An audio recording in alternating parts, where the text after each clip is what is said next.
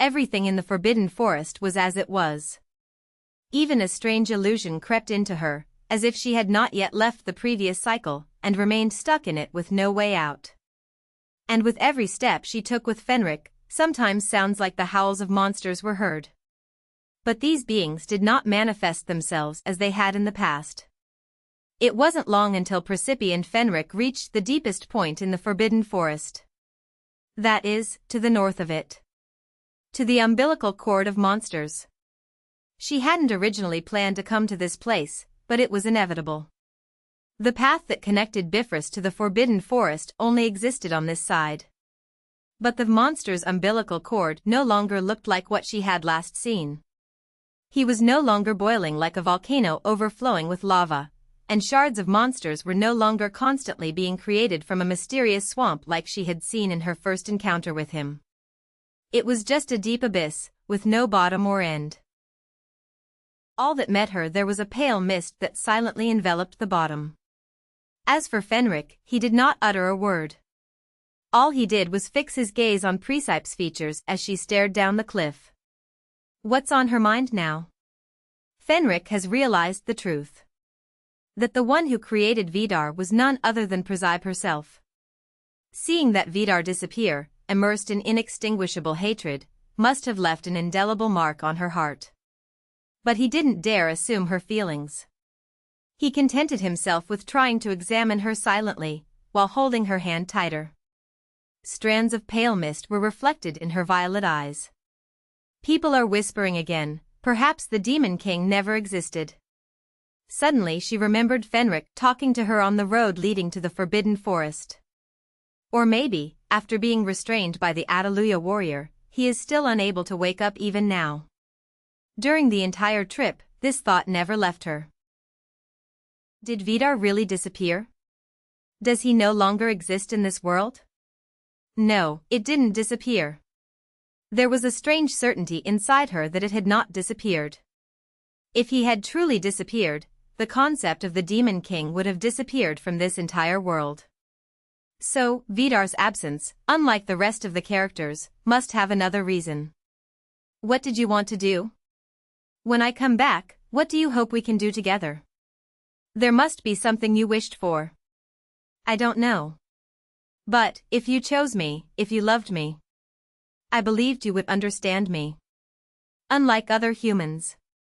Maybe I was looking for compensation for that lonely time. Perhaps I wanted, finally, to rest in peace. Vidar's voice, hoarse and low, echoed into her ears as if he was whispering to her from the silence. I'm so tired of such a life.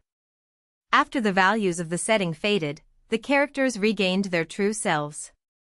Vidar was no exception. Perhaps this time, finally, he achieved what he longed for. Maybe he can finally rest easy. Asleep forever. Waiting to be erased from human memory one day. So Presepe thought. Then.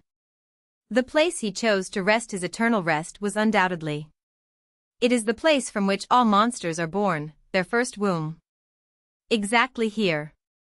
It was not the cave of silence that was born from the long, lonely wait, and from the cruelty of loneliness that clung to its walls. I was hoping that you would call me by my name, that you would hug me, that you would apologize to me, that you would say that you understood my whole heart. I wonder, after forgetting all the feelings that the regime created for me, have you now found peace? Finally. Presepe, I hope you stay in pain forever. To realize that you in the real world is already dead. And that even if you try with the strategy of a real hero, you will not be able to get out of this world. I also hope that you will forget everything that happened and remain lost endlessly searching for me in a world without me. But unfortunately, Presepe could not even fulfill Amani Vidar's last wish. However, she couldn't just hate him, even when he had cursed her to the end. Vidar, however, was also a fragment of her past life as Juyeon. Therefore, Presepe had only one prayer to offer. Vidar. She called him gently, in her heart, with all caution. Sleep soundly. Anne. Goodbye. May you rest in peace, Vidar, as much as you wish and desire. And so that you will no longer be like the old Juyeon, alone in your isolation.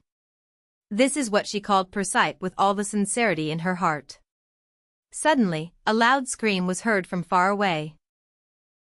Precipice slowly raised her head. And there, far in the sky, something huge flew. It was a griffin. Strange, looks like Rick. She kept staring at the big griffin, which was getting farther and farther away, and then she looked for the last time towards the edge of the cliff. Although their walk into the forbidden forest delayed the schedule more than they expected, Presepe and Fenrik returned safely to the Bifrost. Late in the evening, they boarded the ship bound for Alfheim. The ship was huge, and Presepe looked at it in amazement. Fenrik smiled and said, "The road to Alfheim is very long." "To what extent?" "Let's say, on this ship, you'll spend at least several days." As he said, the trip was really long. But it wasn't stressful. In the cabin, next to Fenrik, Presepe fell into a deep, uninterrupted sleep. As if he had been exhausted by long years of deprivation of rest, and finally found the opportunity to lift the heavy burden from his shoulders and take a breath. Was this because she felt reassured while staying away from Audiobook for good?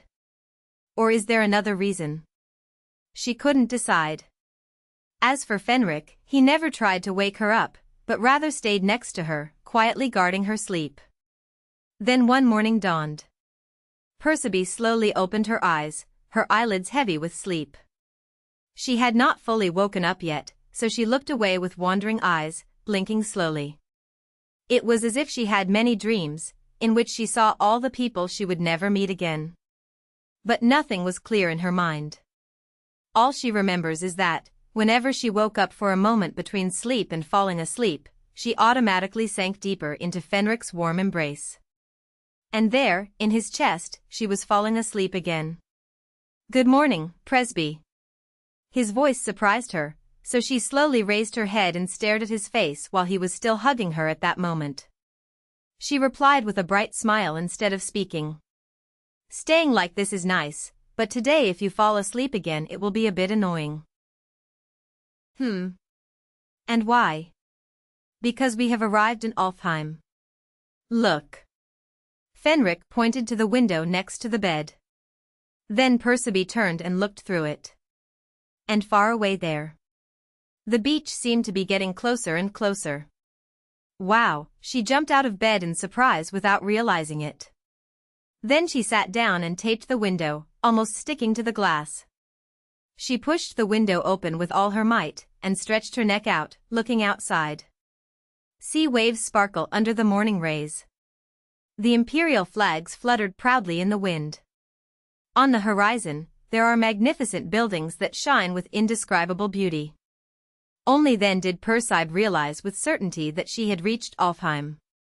What a beauty! It is true that Audiobook was a powerful and great empire, but it always seemed bleak, shrouded in heaviness and hidden sadness. As for Alfheim, it was completely different, a bright, luminous land, as if peace never leaves it. Now I understand why Fenrik said before that whoever lives here finds peace. And she too, with Fenrik, will find peace here. "Welcome to Alfheim, Presepe," Fenrik said in a whisper, wrapping his arms around her from behind as she sat at the window. So Presepe smiled, grabbed his arms around her chest, and leaned her body against him until the moment the ship reached the port.